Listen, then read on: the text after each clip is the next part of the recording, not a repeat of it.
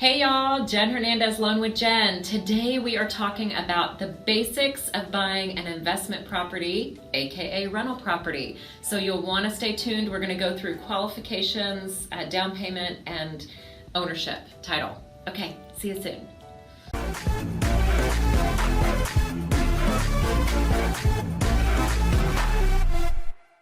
All right, we're back. So first I'd like to cover in this video on the basics of buying an investment property, various ways that you can acquire property. What I'm going over is not the only way. We have investor friends that purchase, they take wrap notes and they buy deeds, they can pay cash. Well, this is not what we're talking about today. Today, it's if you are gonna buy and hold, meaning you're gonna hold it to rent, long-term financing, 30-year fixed. That's what the purpose of this video is. So we're going to go through the basics of that on buying a rental property. Okay, so qualifications. These are just the bullet point basics. Credit ideally needs to be above 720. You can go down to 680. You will be a little bit penalized on the interest rate, but again, I'm talking about generics today. 720 plus is the ideal credit score, can go down to 680. The second thing to keep in mind is reserves. So the number of properties that you own with lending on them cannot exceed 10 properties for these long-term Fannie Mae conventional loans we're talking about.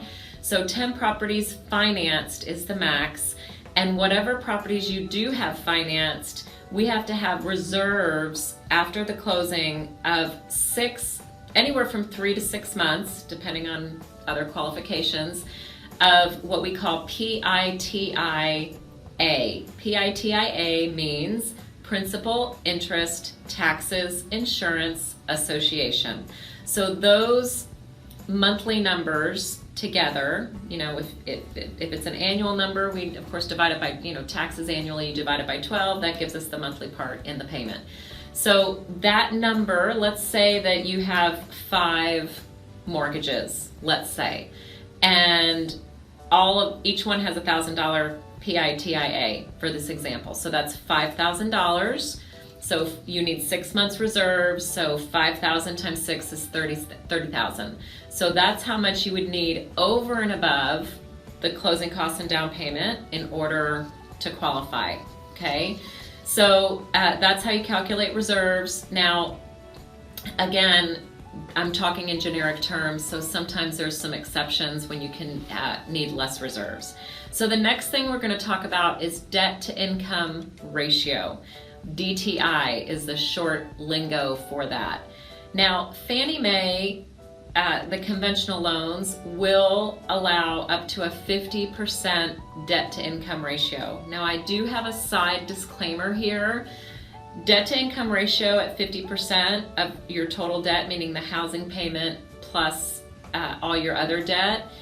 There are exceptions that it might suppress the debt to income because of other qualifications, maybe credit score is low or something, that maybe it will only accept it at a 45%. So all underwriting is subject to automated approval. So that's my disclaimer, but generically up to 50%, okay?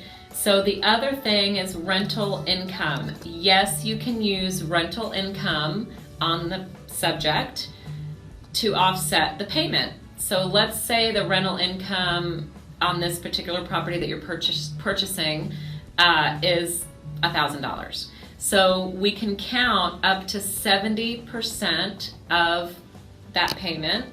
So we can count $700 towards the PITIA of that property, okay? So if you don't have any rental history prior, let's say this is your very first one, we can only count that rental income up to cover the payment. We won't let any excessive income left over in that formula that I just went over to be extra qualifying income, okay? We just use it to set off the payment, all right?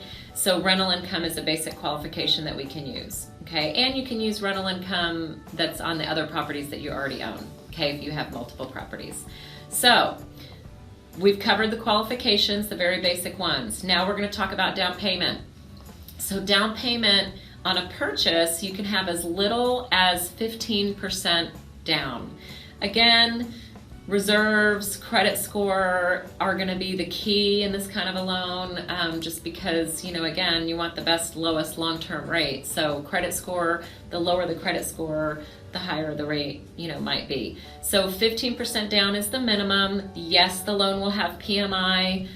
Once the property gets to 80% loan to value, that PMI will go away. We do have some other videos about that on our channel that you can watch about how to remove PMI.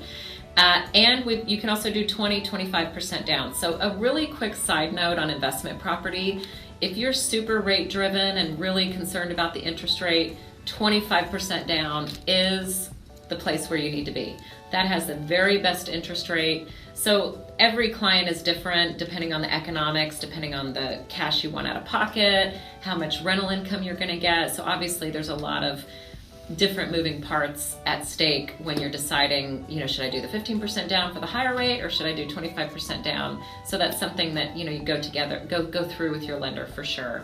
So down payment. Now, on a refinance, it's a little bit different. So on a refinance, you can only refinance an investment property up to 80% loan to value. However, cash out, you can only do up to 75%. So you need to have more equity to do a cash out. So you can cash out on an investment property, okay? So just know that. Now the last thing that I'll cover is title. A lot of investors call us, we know quite a few investors, and they want to put the name of the property in the LLC. So the loan that I'm talking about, which is the 30-year fixed long-term and hold loan that we do through Fannie Mae, we refer to Fannie Mae guidelines, requires that the loan is done in the name of a human person, not an entity. Now there were some changes a couple of years ago about transfer of title later after the fact. So talk with an attorney, definitely check to make sure nothing has changed, but Fannie Mae will allow, without calling the note, they will allow the transfer of title to a trust and also to an LLC. But you need to get their permission. You want to be above board. You want to let them know what you're doing. You can write to your lender at that time. So I hope this video has been helpful. We've covered qualifications, down payment, title, and credit, reserves, all kinds of things. So basics of buying an investment or a rental property. Hope you got a lot of info. Talk to you soon.